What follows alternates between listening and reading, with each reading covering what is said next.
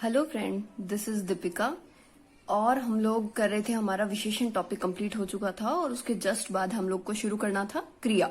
Okay, क्रिया का मतलब होता है, इंग्लिश में हम लोग कहते हैं वर्ब। वर्ब मतलब करना, मतलब किसी भी काम को करना ही क्रिया कहलाता है। ठीक है, तो जैसे हम लोग पढ़ते हैं, शुरुआत करते हैं। देखिए, क्री धातु से बना हुआ है। क्रिया शब्द कैसे कैसे बना हुआ है? क्री धातु प्लस में प्रत्यय का योग हुआ, कोई प्रत्यय लगा, क्री धातु में या प्रत्यय जुड़ा, तब क्रिया शब्द बना। और क्रिया शब्द का अर्थ क्या हुआ? करना या होना। ठीक है, मतलब किसी भी वाक्य में अगर या किसी भी कार्य का करना या होना पाया जाए, उसे हम लोग क्या कहेंगे? क्रिया कहते हैं। ठीक है, धातु क्रिया का मूल रूप है। धातु जो बोलते हैं हम लोग संस्कृत में, क्रिया को ही धातु बोलते हैं। ठीक है, तो क्रिया के प्रकार, अब हम लोग देखते हैं क्रिया के प्रकारों पर जाते हैं। तो क्रिया के प्रकार कौन कौन से हैं? 3 आधार पर बांटे गए हैं। 3 आधार को कैसे याद रख सकते हैं हम लोग? सिंपल है, क्रिया, क्रिया को लिखते कैसे हम? KRIYA, ऐसे लिख दो इंग्लिश की तरह। और के पे 2 और आर पे 1। ठीक है, मतलब 3 जो आधार बांटे गए हैं ना, तो KRK। ओके, इस तरीके से KR और K। आगे समझ में? पहले वाले K का मतलब है कर्म के आधार पर। ठीक है, कर्म के आधार पर। दूसरे वाले R का मतलब है रचना के आधार पर। देन तीसरा है काल के आधार पर। ठीक है, काल के आधार पर जब हम क्रिया पढ़ेंगे, वो काल का जो टॉपिक पढ़ेंगे, जब काल टॉपिक पढ़ा जाता है तो ये एज इट इज पूरा का पूरा ये काल के टॉपिक के अंदर आता है। तो काल के आधार पर क्रिया हम काल वाले टॉपिक में पढ़ेंगे। ठीक है, तो हम लोगों को इन दोनों आधारों की क्रिया पढ़नी है। ठीक है, तो सबसे पहले हम शुरू करते हैं कर्म के आधार पर क्रिया। कर्म के आधार पर क्रिया 2 प्रकार से बांटी गई है, सकर्मक क्रिया और अकर्मक क्रिया। ठीक है, 2 प्रकार है, सकर्मक और अकर्मक। अब सकर्मक भी एक कर्मक और द्विकर्मक, मतलब जब एक कर्म आए तो एक कर्मक क्रिया, और जब 2 कर्म यूज हो किसी वाक्य में तो द्विकर्मक क्रिया। ठीक है, ऐसे ही अकर्मक को भी 2 भागों में बांटा गया है। किस किस में? जैसे पूर्ण अकर्मक और अपूर्ण अकर्मक, मतलब पूरी तरह से अकर्मक क्रिया हो और पूरी तरह से अकर्मक क्रिया नहीं हो। ओके, तो पूर्ण अकर्मक क्रिया का फर्दर डिवाइडेशन है, वो क्या है? इसका क्लासिफिकेशन देख लीजिए। ये भी 2 प्रकार हैं, पूर्ण अकर्मक क्रिया के भी 2 प्रकार हैं। पहला क्या है? अवस्था बोधक। दूसरा क्या है? गत्यार्थक। देखिए, पहला है अवस्था बोधक और दूसरा है गत्यार्थक। पहला अवस्था मतलब जो स्थित हो, मतलब एक जगह पे स्थिर हो। ठीक है, तो स्थिर जब कुछ भी कोई भी क्रिया जो स्थिरता का बोध कराए वो अवस्था बोधक होगी। और गत्यार्थक मतलब गतिमान अवस्था में हो या गतिशील हो तो वो होगी गत्यार्थक। ठीक है, आई बात समझ में? ऐसे ही रचना के आधार पर पूर्वकालिक क्रिया, प्रेरणार्थक। इसको हम लोग कैसे याद रख सकते हैं? एक ट्रिक मान लीजिए, सपना। ठीक है, सपना याद रखिए। तो सपना से कैसे याद रखोगे आप? सबसे पहले स पे देखो, स पे 2 है ना, पी पे भी 2 है और एन पे 1 है। ठीक है, वे तो संयुक्त क्रिया, सहजातीय क्रिया, ये तो 2 स पे हो गई है। ओके, उसी तरीके से पूर्वकालिक और प्रेरणार्थक पी पे और एन पे बची हमारी नाम धातु क्रिया। ठीक है, तो अब हम लोग आगे बढ़ते हैं और इनका डिटेल में पढ़ते हैं। ओके, हाँ, तो पहला हमारा आधार था कर्म के आधार पर क्रिया। तो कर्म के आधार पर क्रिया सकर्मक और अकर्मक दोनों प्रकार से थी। ठीक है, सकर्मक क्रिया, सकर्मक का मतलब ही क्या है? स प्लस में कर्म, मतलब जिसमें कर्म हो या कर्म के सहित। आई बात समझ में? तो सकर्मक मतलब कर्म के सहित, मतलब ऐसी कोई क्रिया जो कर्म के सहित हो या कर्म उसके साथ में यूज हो। ठीक है, कर्म उपस्थित प्रत्यक्ष या अप्रत्यक्ष रूप से। अप्रत्यक्ष रूप से कई बार वाक्य के अंदर कर्म दिखाया नहीं जाता है, मतलब कर्म लिखा हुआ नहीं आता है, पर फिर भी हम लोग इमेजिनेशन, कल्पना कर सकते हैं कि यहाँ कर्म होगा। ठीक है, उस तरीके से क्रिया होती है, तो वो अप्रत्यक्ष रूप से कर्म की उपस्थिति मानी जाती है। ठीक है, जैसे कि हम लोग बोलते हैं कि सीता लिखती है ना, तो सीता लिखती है तो मतलब हम लोग ये सोच सकते हैं कि लिखेगी, या तो कोई पुस्तक लिख रही होगी या कोई पत्र लिखेगी, कुछ ना कुछ कल्पना की जा सकती है। ठीक है, अगर उसी तरीके से हम लोग कहें कि बच्चा रोता है, तो रोने में हम लोग क्या सोच सकते हैं कि वो क्या रोता है? नहीं ना। तो आई बात समझ में? मतलब जैसे लिखने में हम लोग प्रत्यक्ष या अप्रत्यक्ष रूप से सोच सकते थे, अप्रत्यक्ष रूप से एक कर्म की कल्पना कर पा रहे थे, वैसे ही हमने हंसने या रोने में कल्पना नहीं कर पा रहे। तो हंसना या रोना क्या हुआ? बिल्कुल पूरी तरीके से अकर्मक हुआ, ठीक है। और उसी तरीके से लिखना जो क्रिया है, चाहे उसमें कर्म यूज हुआ या नहीं हुआ, परंतु फिर भी वो सकर्मक क्रिया कहलाई, ठीक है। मतलब प्रत्यक्ष या अप्रत्यक्ष दोनों तरीके से कर्म की उपस्थिति अगर हो तो वो सकर्मक क्रिया कहलाएगी, ठीक है। सकर्मक के भी दो भाग होते हैं, एक कर्मक और द्विकर्मक।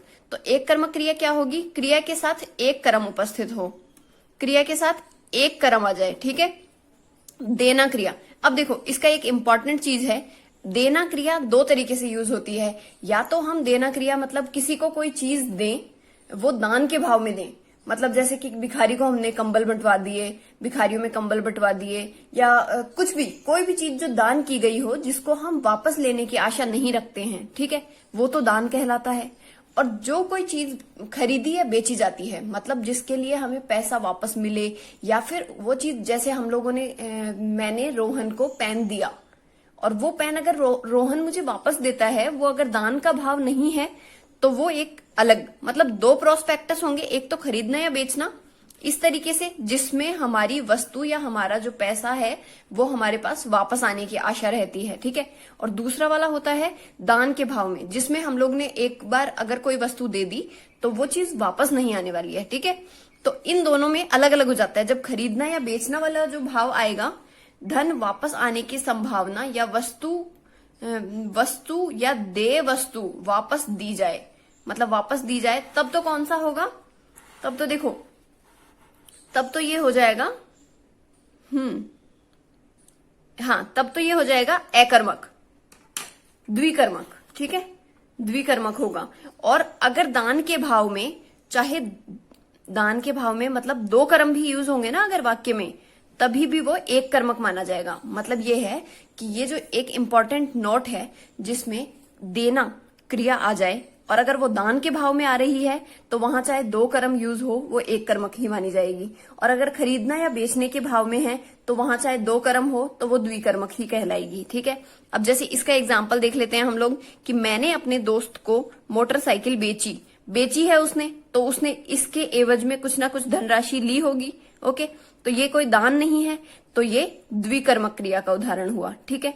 ऐसे ही यहाँ पे दान का भाव है, जैसे माताजी ने भिखारी को वस्त्र दिए, ठीक है, भिखारी को दिए हैं, ऑब्वियस सी बात है वो वापस तो नहीं लेगी, तो ये दान का भाव है। तो दान के भाव में देखिए यहाँ कर्म एक, फर्स्ट कर्म और सेकंड कर्म, दो कर्म आए हैं, फिर भी ये द्विकर्मक नहीं है।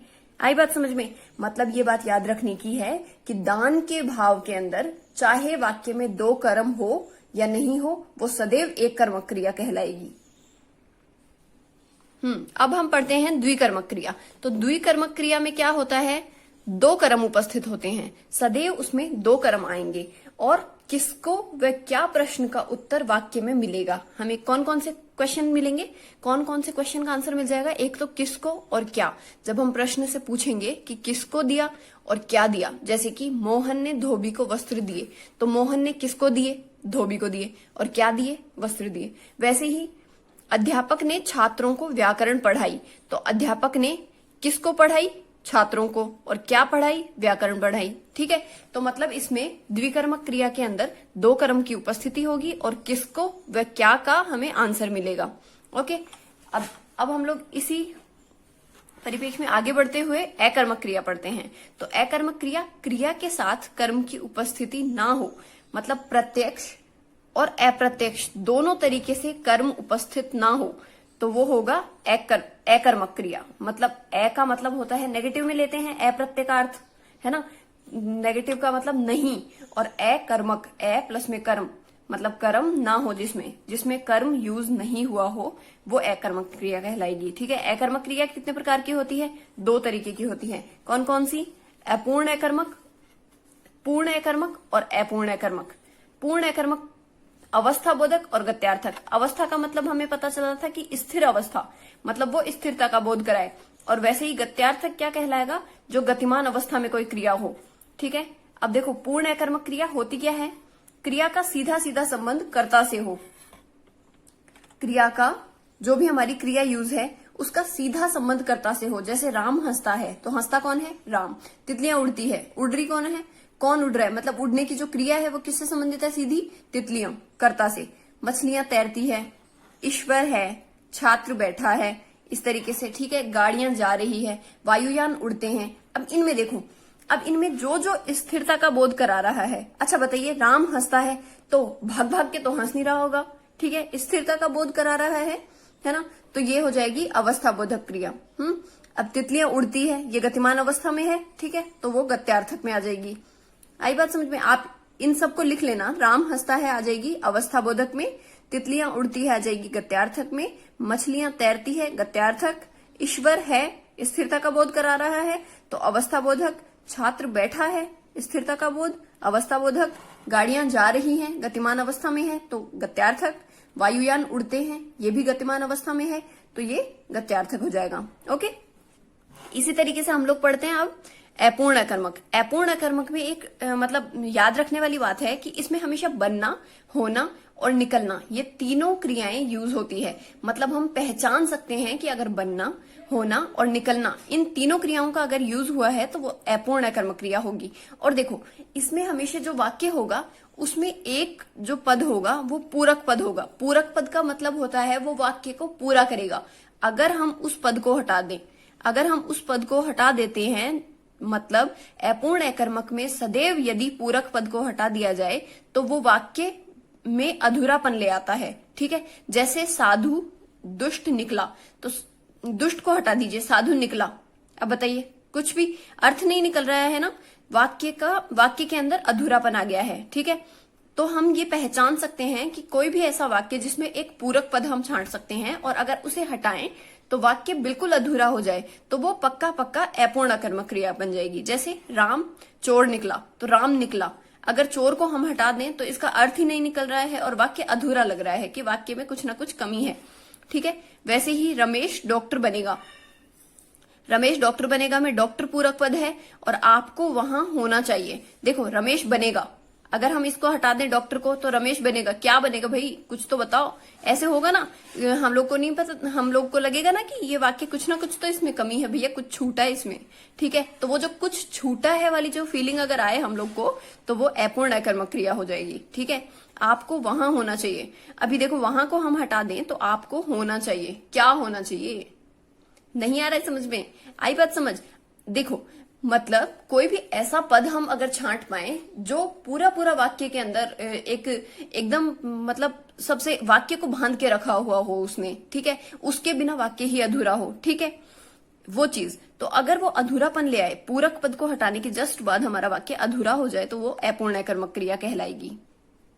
अब देखिए, एक अकर्मक क्रिया के अंदर सबसे इंपॉर्टेंट बात, मतलब ये इंपॉर्टेंट नोट आपको याद रखना ही रखना है कि प्रकृति बोधक और स्वाभाविक क्रियाएं सदैव अकर्मक क्रिया कहलाएगी, ठीक है। प्रकृति बोधक और स्वाभाविक क्रियाएं जो होती है, मतलब जो नेचुरल वर्ब्स जो होंगी वो क्या कहलाएंगी, अकर्मक क्रिया कहलाएगी। जैसे कि तारे टिमटिमाते हैं, दुर्घटना होना, वर्षा होना, हवा चलना, आंधी तूफान आना, ये सारी की सारी क्रियाएं कैसी होंगी, सभी अकर्मक क्रिया होगी। ओके, आई बात समझ में आपको? तो सारी की सारी अकर्मक क्रिया होगी, कैसी वाली, प्रकृति बोधक और स्वाभाविक क्रियाएं, ठीक है। अब हम लोग बढ़ते हैं हमारे दूसरे आधार पर, रचना के आधार पर क्रिया, ठीक है।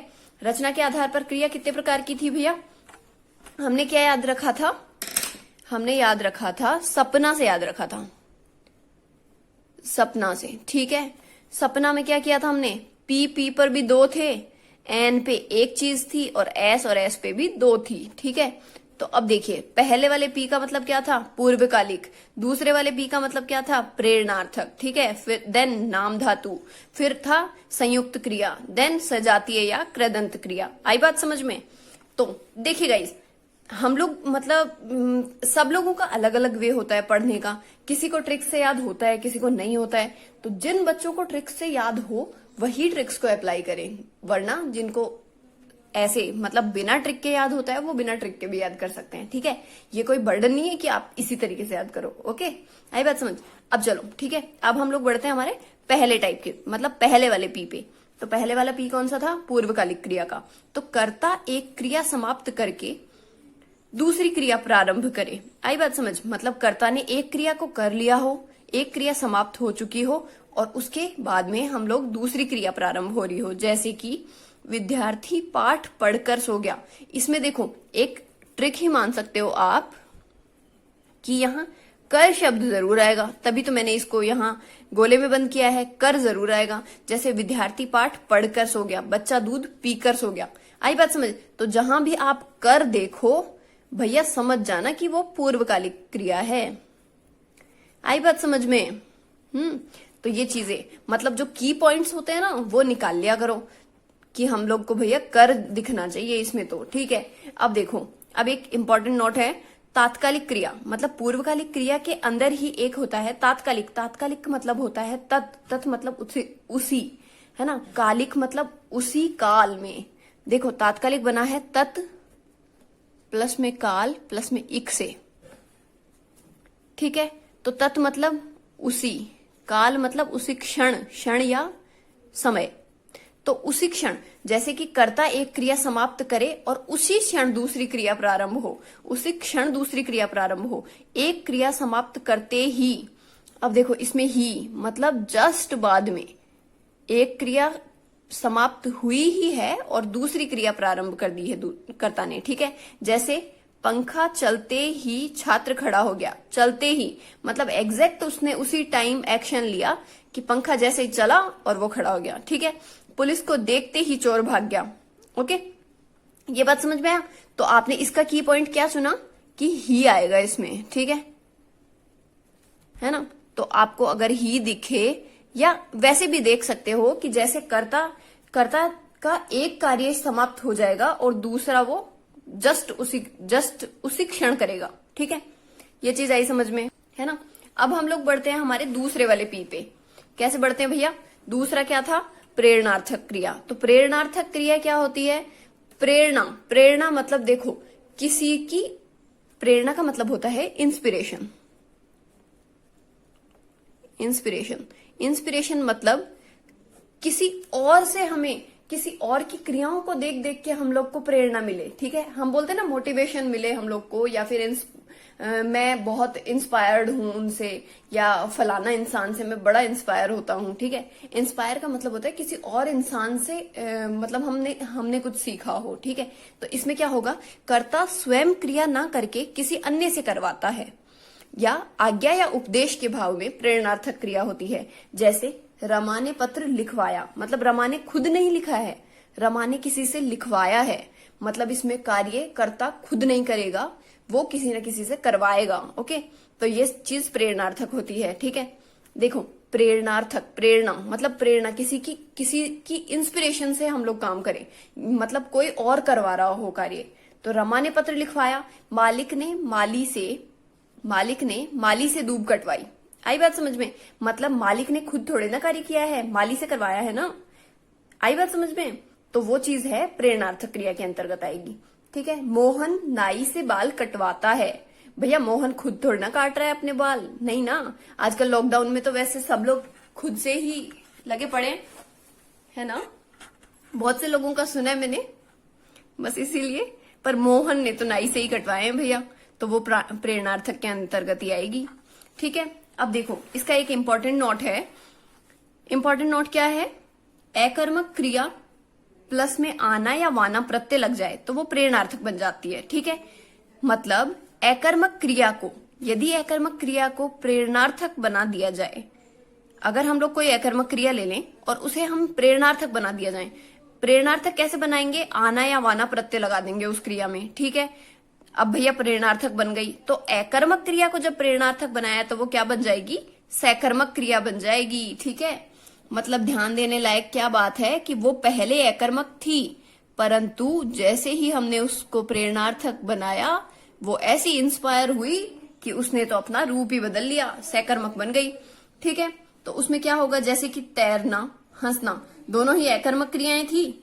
दोनों में तैराना, आना प्रत्यय लगाया, हंसाना, और वाना प्रत्यय लगाया, तैरवाना और हंसवाना। तो ये दोनों की दोनों क्या बन गई है? अब सकर्मक क्रिया का उदाहरण बन गई है, ठीक है। मतलब प्रेरणार्थक बनने के बाद वो बन जाएगी सकर्मक क्रिया। ठीक है। अब हम लोग बढ़ते हैं हमारे तीसरे वाले पार्ट पे, तीसरे वाले एन पे। क्या क्या था हमारा? दो तो पी थे, एक हमारा एन था और दो थे हमारे एस, रचना के आधार पर क्रिया के प्रकार, है ना। तो हमारे दो पी हो गए। अब एन पे हम लोग हैं नाम धातु पे। ठीक है, नाम धातु क्रिया। नाम देखो, किसी संज्ञा, संज्ञा मतलब नाम ही तो होता है। जब मैंने संज्ञा पढ़ाया था तो आपको बताया था ना कि संज्ञा के बिना भाषा का वजूद ही नहीं है ना। तो संज्ञा मतलब नाम, तो नाम धातु का मतलब क्या होगा, संज्ञा, सर्वनाम या विशेषण के साथ यदि कोई प्रत्यय के योग से निर्मित क्रिया, यदि कोई प्रत्यय के योग से क्रिया बनती है, मतलब हमने क्या किया, संज्ञा सर्वनाम विशेषण के साथ प्रत्यय के योग से निर्मित क्रिया ही नाम धातु क्रिया कहलाती है। आई बात समझ में। जैसे कि हम क्या करेंगे, कोई भी संज्ञा शब्द ले लेंगे, सर्वनाम शब्द ले लेंगे, विशेषण शब्द ले लेंगे और उसमें कोई ना कोई प्रत्यय लगा देंगे, तो बनने वाली क्रिया हमारी नाम धातु क्रिया कहलाएगी। जैसे कि अपना क्या है, एक सर्वनाम शब्द है ना। अपना शब्द में हमने आना प्रत्यय लगाया तो अपनाना बन गया, ठीक है। अब अपनाना है ना, नाम धातु क्रिया है। अब ये कोई सर्वनाम नहीं है, ठीक है। सर्वनाम में क्रिया लगते ही वो धातु बना ली है, उसने धातु रूप ले लिया है, धातु का रूप ले लिया है। जो अपनाना अब क्रिया बन चुकी है, जो एक सर्वनाम से बनी हुई है, सर्वनाम से निर्मित क्रिया है, ठीक है ना। बात प्लस में आना, बतियाना। फिल्म प्लस में आना, फिल्माना। गर्म प्लस में आना, गर्माना। गर्म क्या था, स्पर्श वाला विशेषण था ना, स्पर्श बोधक, ठीक है, गुणवाचक में, है ना। तो इसी तरीके से गर्म प्लस में आना, गर्माना। वैसे ही दृश्य प्लस में आना, दृश्याना। दृश्य संज्ञा का रूप है। चिकना प्लस में आना, चिकनाना, मतलब ये विशेषण का रूप है, ठीक है। तो हम लोगों ने नाम धातु कंप्लीट की। तो नाम धातु मतलब समझ में आ गया होगा कि संज्ञा सर्वनाम या विशेषण के आगे हम कोई प्रत्यय जोड़े और अगर उससे निर्मित क्रिया, उससे निर्मित जो क्रिया बन रही है वो सदैव कहलाएगी नाम धातु क्रिया कहलाएगी। तो हम लोग बढ़ते हैं अब हमारे चौथे पॉइंट पे। चौथा पॉइंट क्या है भैया, संयुक्त क्रिया है। संयुक्त क्रिया क्या होगा, देखो संयुक्त मतलब दो चीजों से युक्त, है ना, मतलब किसी न किसी से युक्त हो। युक्त का मतलब हो दो चीजों को कोई जोड़ रहा हो। तो मुख्य क्रिया प्लस में सहायक क्रिया से युक्त होगी, मतलब एक मुख्य क्रिया इसमें यूज होगी, उसके जस्ट बाद में कोई ना कोई सहायक क्रिया जरूर होगी। और क्या कह सकते हैं भैया, की पॉइंट क्या चुन सकते हैं हम, क्या कर सकते हैं, एक से अधिक क्रिया प्रयुक्त होगी, है ना। मतलब कोई एक ही क्रिया यूज नहीं होगी, इसमें कोई एक और क्रिया आ जाएगी, ठीक है। जैसे राम पुस्तक पढ़ चुका है, तो पढ़ना इसमें है मुख्य क्रिया और चुका है इसमें सहायक क्रिया। सहायक क्रिया का एक दूसरा नाम भी होता है, इसी को रंजक क्रिया भी कहते हैं, ठीक है। अब जैसे आई बात समझ में, मतलब दो क्रिया, राम पुस्तक पढ़ चुका होगा, तो पढ़ना क्रिया है मुख्य क्रिया, मुख्य क्रिया के साथ साथ सहायक क्रिया भी अगर यूज हो रही है तो वो हो जाएगा हमारा संयुक्त क्रिया, ठीक है। अब देखो, मोहन सामान ले जाएगा, बात तो एक ही है ना, मोहन सामान ले जाएगा, परंतु क्रियाएं कितनी हैं, दो, एक तो लाना वाली क्रिया, एक जाना वाली क्रिया। तो ले जो क्रिया है या लाना वाली जो क्रिया है वो मुख्य क्रिया हो जाएगी, और वैसे ही जाएगा जो क्रिया है वो सहायक क्रिया हो जाएगी। सहायक या ऑब्लिक क्यों लगाया है, या रंजक क्रिया भी कह सकते हैं ना, ठीक है, रंजक क्रिया। अच्छा देखो, संजीव पानी पी लेगा, कर्ता एक ही है पर कर्ता के साथ दो क्रियाएं प्रयुक्त हो रही है, ठीक है। देखो पीना जो पहली क्रिया है वो मुख्य क्रिया कहलाएगी और लेगा जो क्रिया है वो सहायक क्रिया कहलाएगी, ठीक है। आई बात समझ में, मतलब जब मुख्य क्रिया के साथ कोई अन्य क्रिया प्रयुक्त हो तो वो संयुक्त क्रिया कहलाती है, ठीक है। अब हमारा पांचवा टॉपिक क्या था, ये है फोर्थ नंबर का एस जो आता है, ठीक है। अब हमारा फिफ्थ नंबर का एस आएगा, वो सहजातीय या कृदंत क्रिया कहलाएगा। अब देखो, सहजातीय शब्द के अर्थ से ही पता चल रहा है, सह का मतलब साथ या सहित और जाति मतलब एक ही जाति, ठीक है। जाति मतलब सह प्लस में जाति, मतलब कर्म तथा क्रिया दोनों की एक ही जाति हो। सह मतलब समान से लिया गया है यहाँ पे, है ना। और समान जाति अर्थात हमें समझ में आया, समान जाति में अगर हमारी जो वाक्य है या अगर हमारी जो क्रिया है उसके अंदर कर्म तथा क्रिया दोनों की जाति समान हो, दोनों की एक ही जाति हो। जैसे भारत ने पाकिस्तान के साथ अनेक लड़ाइयां लड़ी, दोनों देखो, दोनों का भाव सेम है, लड़ाई और लड़ी। तो लड़ाई यहाँ पे कर्म है और क्रिया है, दोनों की जो जाति है लड़ना वो सेम है, ठीक है। ऐसे ही खेल को खेल की भावना से खेलो, मतलब यहाँ जो भाव है, जाति जो है वो खेलना है, ठीक है। खेल जाति समझ में आ रही है? तो वो किस किस चीज की, कर्म की भी खेल, कर्म यहाँ खेल है और क्रिया यहाँ खेलो है, तो दोनों की जाति समान है। आई बात समझ में? ऐसे ही कृदंत क्या होगी? कृदंत मतलब क्री, क्री मतलब करना या क्रिया, तो धातु या क्रिया प्लस में प्रत्यय। तो देखो यहाँ कोई भी धातु आए, जैसे पढ़ना, लिखना, सोना, उठना, तो अब इसमें क्या है? पढ़, लिख, सो, और यहाँ पे प्रत्यय है, मतलब पढ़ प्लस में ना, पढ़ना बन गया, लिख प्लस में ना, मतलब धातु रूप। देखो पठ धातु, पठ संस्कृत में अगर हम बोलें तो पठ धातु प्लस में ना प्रत्यय, पढ़ना, ठीक है। तो हिंदी में बोलेंगे तो पढ़ प्लस में ना, पढ़ना, लिख प्लस में ना, लिखना, सो प्लस में ना, सोना, उठ प्लस में ना, उठना। इस तरीके से मतलब समझ में आया? हम लोगों ने सारे के सारे, देखो तीन तो आधार थे, है ना? कर्म के आधार पर, रचना के आधार पर और काल के आधार पर। कर्म के आधार पर पढ़ा, फिर उसके बाद रचना के आधार पर पढ़ा, और तीसरा हमारा था काल के आधार पर। और काल के आधार पर जो क्रियाएं होती है वो सारी की सारी काल के टॉपिक में पढ़ेंगे। Okay, thank you so much guys. और एक और 5 मिनट का वीडियो बनाने में हूं, जिसमें सिर्फ और सिर्फ सकर्मक और अकर्मक में आप अंतर करना सीखो, बेसिक की पॉइंट्स। ओके, तो वो भी मैं कल अपलोड कर दूंगी। Okay, thank you guys, thank you so much. And please share कीजिए चैनल को, और if you really like my content, then please share it and subscribe. Don't forget to hit the bell icon, please.